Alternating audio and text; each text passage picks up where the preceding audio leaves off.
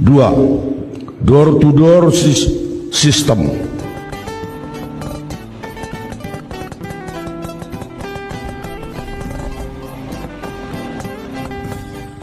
Assalamualaikum warahmatullahi wabarakatuh. Kembali lagi ya di channel Inong Ruhai. Asik. Gimana kabarnya sobat? Semoga sehat selalu, panjang umur dan dimudahkan rezekinya ya. Tentunya semoga channelnya semakin berkembang dan apa yang menjadi cita-cita selama ini cepat terkabul oleh Allah Subhanahu wa taala. Amin amin ya Allah ya robbal alamin. Dan di kesempatan hari ini Inong ingin sedikit membongkar tuntas apa yang diceritakan, apa yang dilihat dan gimana kejadiannya. Di sini Inong akan sedikit berbagi cerita dan berbagi statement-statement apa yang mereka lakukan dan apa mengintimidasi siapa untuk di pemilu 2024 ini.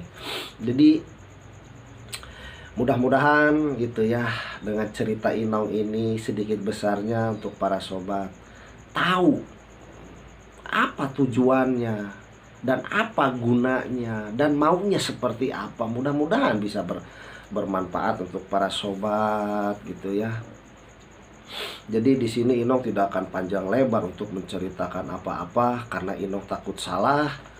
Karena ya rakyat kecil itu selalu dirundung dengan undang-undang gitu ya, pasal undang-undang ITE ataupun apa. Jadi di sini Inong menjaga agar tidak ya menyalahi gitu ya, menyalahi peraturan ataupun karena undang-undang ataupun gimana ya, selalu menakut-nakuti masyarakat. Jadi Inong biarlah para sobat sendiri yang bisa menilai seperti apa sih ceritanya. Yuk kita simak seperti ini. Pak Agus, Pak TBH ya, I have a bad news Pak. Jadi saya itu diminta ketemu Pak Rosan di tengah-tengah pergolakan ini mau menuju ke sini. Pak Rosan minta saya gabung di 02. Saya sampaikan Pak Rosan, kenapa saya mesti gabung 02? Saya ini akademisi, saya ada di mana-mana. Toh saya bantu Pak Prabowo minta apa nih untuk bikin roadmap pertahanan kalau jadi presiden. Saya di tim itu Pak. Oke. Lalu dia bilang nggak bisa, harusnya Mbak Koni lebih clear, pakai baju biru muda masuk. Saya bilang sebentar, sebelum saya bilang apa dulu, saya mau tanya, emang Pak Prabowo ini bakal jadi presiden berapa lama? Ini nyampaikan Pak Rosan loh, duta besar kita mantan di Amerika. Jadi rencananya 2 tahun. 3 tahun berikutnya diikuti oleh Gibran. Saya langsung bangun, sebentar Pak Rosan. Jadi akan 2 tahun, lalu langsung diganti oleh Gibran. Pertanyaan gua bodoh aja nih. Lu yakin Prabowo dibiarkan hidup oleh Jokowi 2 tahun? Kalau saya jadi Gibran atau jadi Pak Jokowi, saya matiin besok. Loh, betul nggak sih? Kalau dia bisa mengkhianati Ibu Megawati Soekarno Putri dengan segala perjuangan yang menjadikan dia ada di istana sampai 2 kali, ada jadi gubernur Jakarta, ada jadi wali kota, apa bedanya dia bisa bunuh Pak Prabowo di tengah jalan? Makanya statement saya kan jadi kuat bahwa Pak Prabowo itu digunakan, bahwa Gibran itu memberatkan. Itu kan bahasa-bahasa saya, dan saya of course saya bilang sama Pak Rosan, saya nggak mungkin ada di sana. Demikian. Dan terus terang aja saya mohon maaf Pak Rudi, saya tuh undang wartawan sebenarnya datang tadi karena saya lihat harusnya nanti semua di doorstop oleh wartawan banyak, jadi bisa dinyatakan. Karena gimana ya Prof ya, kita yang jadi orang kampus aja udah jadi bingung, ini gimana ya? Karena bukan saja kita tuh dianggap partisan, tapi buzzer-buzzer bermain. Hoax dibuat hanya untuk menjatuhkan kredibilitas orang gitu. Ada yang tidak masuk akal. Ini barusan sambil ngomong kenapa saya WA, mohon maaf bukan nggak sopan. Padahal kok WA saya langsung. Karena sedang khawatir, Pak kan sudah tahu hari ini ada berita besar Pak. Buktinya saya belum tahu betul.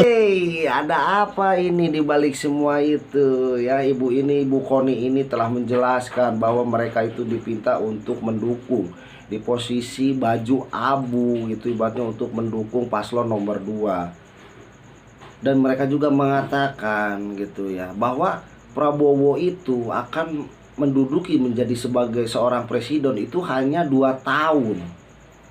Dan lanjutnya itu akan diserahkan terhadap Gibran gitu.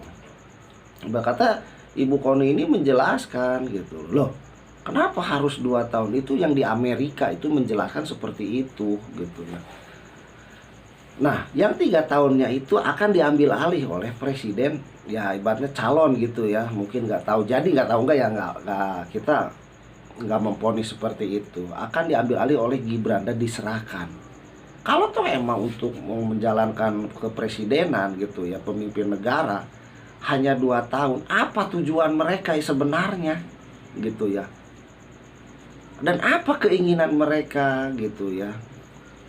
Jadi kita itu selalu dirundung gitu ya, dalam kebingungan. Ini kok calon presiden hanya menargetkan gitu hanya 2 tahun, dan yang 3 tahunnya itu akan diambil alih oleh wakilnya, yaitu adalah Gibran gitu. Nah, jadi seperti apa kelanjutannya, yuk kita simak lagi. Tidak, tapi ini berita dari Uni Eropa bahwa pembelian Mirage walaupun batal, tetapi pembayaran 7% komisi sudah diterima cash. Itu sudah rame di Uni Eropa, Pak. Yang mengangkat berita udah bukan berita ini, international news. Siap. Jadi barusan Pak Dasko bilang, kakak tolong itu kan belum confirm. Loh, gue nggak bisa stop, itu di dunia internasional. Ini bukan pamannya Gibran yang ngeluarin berita. Kalau paman Gibran bisa di stop. Nah, jadi memang sudah kacau dunia ini. Nah, tapi saya bilang, saya terus percaya, saya tuh muridnya Pak Ken, dan saya selalu diajari Pak Ken untuk tegak lurus dan jalan pada jalan yang benar. Karena ketika kita dihujat, kita diintimidasi, kalau kita tetap yakin, pasti akan Tuhan menunjukkan jalan dengan cara. Pasti nggak ada yang tahu seorang Konira Kurnia Bakri bisa diintimidasi kan Pak Ken? Oh, saya mesti cerita ini, mohon maaf, ini bukan curhat. Saya sudah di warning, jangan ganggu Gibran. Biar nggak panik, kopi dulu biar nggak panik. Orang terdekatnya 08, jangan ganggu Gibran. Kalau itu sudah di warning begitu? Oh udah. Jangan ganggu Gibran. Jangan. Tapi ganggu Prabowo boleh. Entar dulu, bukan. Kalimat berikutnya yang seksi. Kalimat berikutnya yang seksi. Karena kalau Jokowi sebagai orang Solo punya kris sepanjang sejengkal, Gibran krisnya 2 jengkal. Saya sampai kaget loh, 3 kali diulang. Wah, saya bilang ini pasti ada sesuatu gitu. Makanya menurut saya, ya saya sih cuma siapkan mental aja. Berarti kan ancaman itu mengikuti apa yang saya ucapkan. Apalagi ketika di istana saya menyatakan kalau Pak Mahfud mundur, harusnya Pak Jokowi berjiwa ksatria untuk juga turun dari jabatan presiden. Jadi menurut saya kita nggak usah berpanjang-panjang.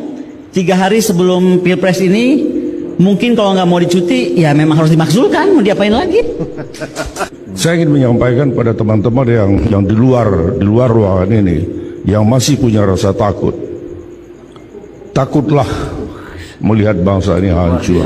Ya, ketimbang takut dengan sekelompok orang yang melakukan berbagai teror, ancaman, ya, intimidasi. Kalau saya diintimidasi, saya diteror, semakin marah. Dan saya semakin galak kalau saya diteror. Apalagi diancam.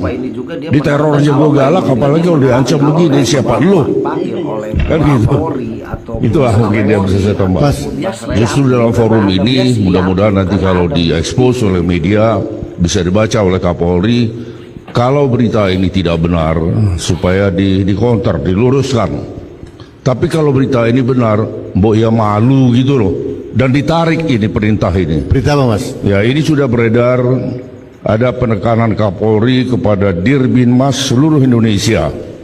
Yang pertama, luar biasa, ini di semua grup WhatsApp udah beredar ini ya. Ini permainan politik ini ya. Bahwa saya mau dipanggil besok kalau Barreskrim, saya siap. Jam berapa, di mana saya akan siap ya. 1. Kerahkan fungsi Binmas Polri sebagai instrumen pemenang pemilu. 2. Door to door system. Inong ingin sedikit berbagi juga, mungkin para sobat sudah menilai gitu. Inong tidak akan memberikan penjelasan apa-apa di sini. Para sobat juga bisa lah untuk menilai gimana gitu ya statement mereka itu, bahkan sampai mengintimidasi gitu ke Kapolri gitu, babi ini ya, Babinsa, aparat lah gitu ya. Mereka sampai mengintimidasi jaksa, kadang-kadang sampai mengatakan jangan mengganggu Gibran gitu ya. Nah, ada apa di balik semua ini gitu ya. Ya, emanglah yang dinamanya politik kita itu tidak bisa untuk mendeteksi sifat dan watak, prinsip seseorang itu seperti gimana. Kita itu kemana larinya, kita nggak tahu. Orang politik itu kejam gitu ya.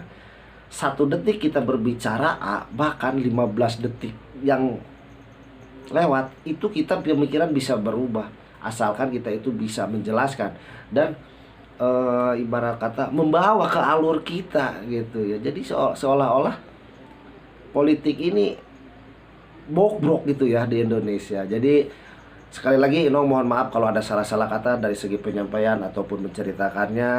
Di sini Inong tidak menjat apa-apa, mungkin dari para sobat yang mengerti apa tujuan Inong gitu dan mengerti dari alur cerita seperti ini, mudah-mudahan bisa bermanfaat untuk para sobat.